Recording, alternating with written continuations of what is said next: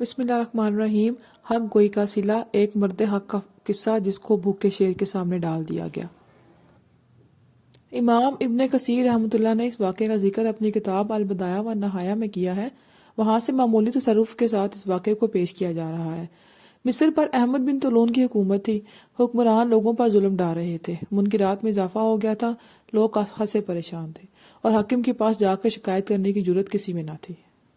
سب کو ڈر تھا کہ اگر شکوہ کیا تو الٹے مصیبت میں پھنس جائیں گے، لیکن علماء حق ہر دور میں کلمہ حق جابر حکمرانوں کے سامنے کہتے آئے ہیں۔ ابو الحسن بنان بن محمد حمدان بن سعید اپنے وقت کے مشہور عالم اور زاہد تھے۔ وہ حاکم کے سامنے پیش ہوئے اور حکومت کی غلطیوں کی نشاندہی کی، اس کو ظلم و ستم پر ٹوکا اور حق بیان کیا۔ ابن طولون کو یہ بات کیسے برداشت ہوتی، اس کو اس حق گوئی پر سخت غصہ آیا اور حکم دیا کہ ان کو گرفتار کر کے قید خانہ میں ڈال دیا جائے۔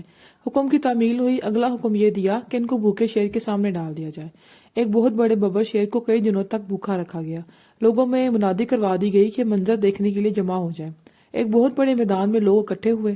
شیخ ابو الحسن کو ہتھوڑیاں لگائے ہوئے میدان میں لایا گیا۔ بھوکے شیر کو پنجرے سے نکالا گیا اور شیخ ابو الحسن کو شیر کے سامنے ڈال دیا گیا۔ مجمع میں شیخ کے شاگرد اور چاہنے والے بھی موجود تھے۔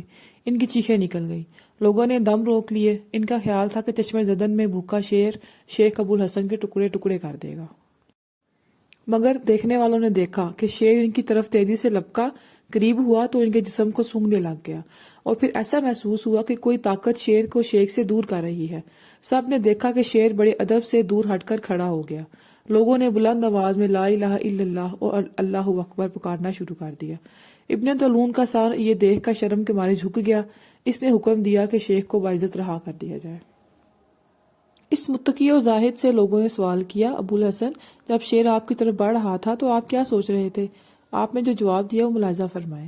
مجھے قطعاً کوئی خوف اور ڈر محسوس نہیں ہوا، میں تو اس وقت صرف یہ بات سوچ رہا تھا کہ درندے کے منہ سے نکلنے والا لعاب پاک ہوتا ہے یا پلید۔